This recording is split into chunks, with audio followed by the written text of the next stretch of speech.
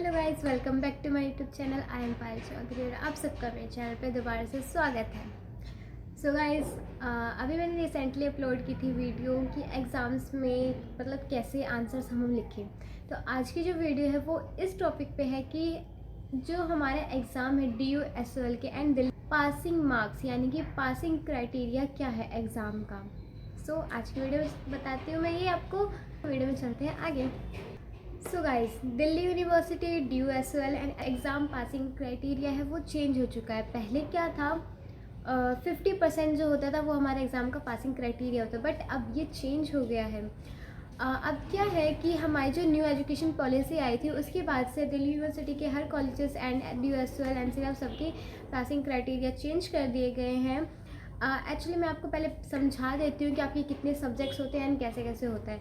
सो आपके total first sem and second same दोनों में 7 सब्जेक्ट्स होते हैं और किसी के 8 भी होते हैं, बट मोस्टली 7 होते हैं। मैं DU-SOL की बात कर रही हूँ इसमें, ठीक है। तो आपके 7 और 7, फर्स्ट सेम 7 और सेकेंड सेम 7 दोनों को मिला के हमारा फर्स्ट ईयर होता है, यानी कि 7 और 7 14। आपका फर्स्ट ईयर में 14 सब्जेक्ट्स हो जाएंगे एंड इन 14 सब्जेक्ट्स को मिला के क्रेडिट्स पॉइंट कैसे बनेंगे वो बताती हूँ।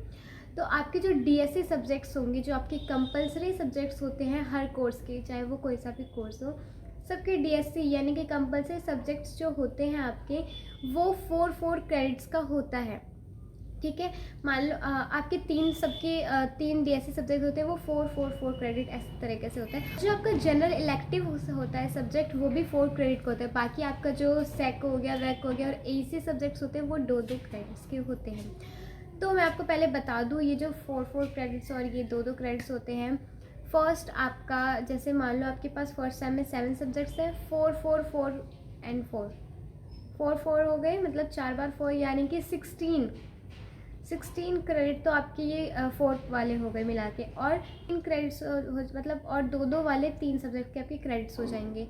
तो आप क्या है, ये टोटल कितने हो गए, 22 क्रेडिट्स हो गए आपके, यानी कि 7 सब्जेक्ट्स में 22 क्रेडिट्स हो रहे हैं, ओके।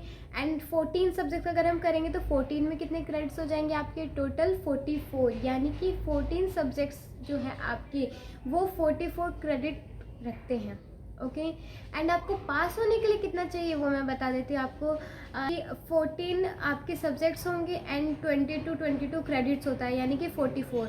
तो इस 44 क्रेडिट्स में से आपके पास होने के लिए थ्योरी एग्ज़ाम में 28 क्रेडिट्स आना कंपलसरी है। 28 या 28 से ज़्यादा, लाइक आपके जो एग्ज़ाम है एंड इंटरनल जो होंगे, थ्योरी एंड इंटरनल दोनों को मिलाकर आपको पास होना है। पहले ही 50% था, बट ये 63% हो गया, यानी कि पासिंग क्राइटेरिया अब बढ़ गए हैं। आपको प्रमोट तभी किया जाएगा जब आप 14 में से फर्स्ट एंड सेकंड सेम के सब्जेक्ट्स मिलाकर आप 14 में से 9 सब्जेक्ट्स में अगर पास हो तभी आप आगे प्रमोट हो पाओगे।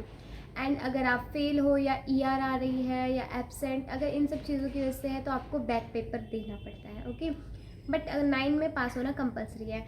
एंड मैं आपको ये बता दूँ, जैसे आपको पता ही है कि आपके जो मार्क्स होंगे वो, मतलब जो आपके DSC सब्जेक्ट्स जो होते हैं वो एक पेपर 90 मार्क्स का आता है। उसमें 90 मार्क्स में से पास होने के लिए कितना चाहिए आपको, मिनिमम 37 या 36 चाहिए होता है 90 में से पास होने के लिए, ओके। अब आते हैं इंटरनल असेसमेंट में पासिंग क्राइटेरिया क्या है। देखो, जो हमारा इंटरनल असेसमेंट है वो देना कंपलसरी है। फर्स्ट सेम वालों का इंटरनल असेसमेंट 2 दिन बाद स्टार्ट होने वाला है, बट जो थर्ड एंड फिफ्थ सेम है उनका इंटरनल असेसमेंट बहुत पहले ही स्टार्ट हो चुका है। एंड लास्ट डेट जो है फ़िलहाल तो 15 दिसंबर बताया गया है। आई मे बी एक्सटेंड होगी डेट, क्योंकि हर बार होती है। तो आप प्लीज़, अगर हो या ना हो, आप प्लीज़ ट्राई करो और जल्दी से कर लो। तो अब मैं आपको बताती हूँ इंटरनल असेसमेंट में पासिंग क्राइटेरिया। तो आपके जो इंटरनल असेसमेंट होंगे वो आपके फर्स्ट सेम के, जैसे अभी आप फर्स्ट सेम में हो, थर्ड सेम में हो, फिफ्थ सेम में हो, तो आपके 7 सब्जेक्ट्स होंगे और आपको वो करना पड़ेगा, प्रज्ञान पोर्टल पे होगा। 7 सब्जेक्ट्स हो गए आपके। 7 सब्जेक्ट्स में से आपके जो DSC वाले सब्जेक्ट्स होते हैं वो आपके 3 होते हैं और एक जनरल इलेक्टिव।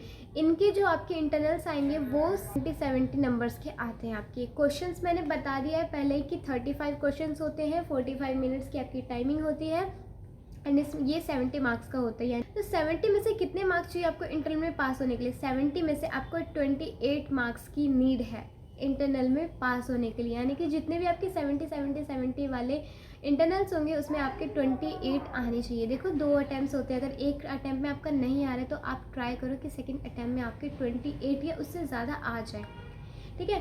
नेक्स्ट एक हमारा एईसी सब्जेक्ट होता है। एईसी का जो हमारा इंटरनल होता है वो 20 मार्क्स का होता है ओनली, एंड टाइमिंग वही सेम होती है 45 मिनट्स, ठीक है। तो आपके जो एईसी सब्जेक्ट्स है उसमें पासिंग क्राइटेरिया क्या है, ये 20 मार्क्स का होता है। इसमें पास होने के लिए आपको 8 मार्क्स, सिर्फ 8 मार्क्स की ज़रूरत है, तो आप इसमें पास हो जाओगे, ओके।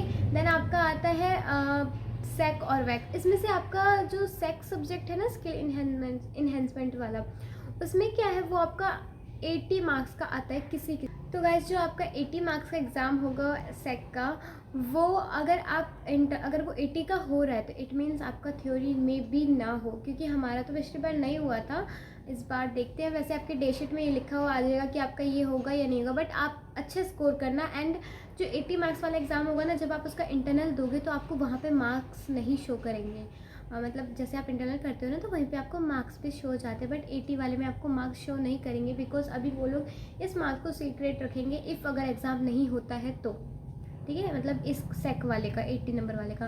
और 80 में से पास होने के लिए आपको 32 मार्क्स की ज़रूरत है। आपको फिर समझ आ गया, 70 में से 28, 20 में से 8 और 80 में से 32 पासिंग क्राइटेरिया, ये है इंटरनल असेसमेंट का। एंड आपका इंटरनल एंड थ्योरी दोनों को मिलाकर अच्छे मार्क्स आने चाहिए, ठीक है, ठीक है। तो आप इंटरनल के पासिंग मार्क्स पे ध्यान दो और इंटरनल अच्छे से दो सारे।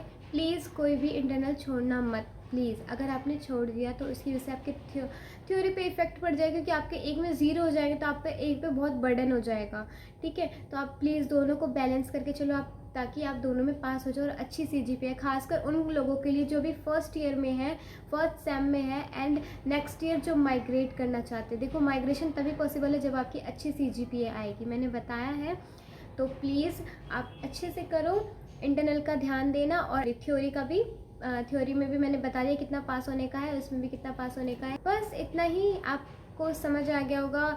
मे बी ये थोड़ा पजल्ड हो गया होगा, बट आप बस मेन इस चीज़ पे ध्यान दो कि आपको दोनों में पास होना है, हाफ हाफ करके।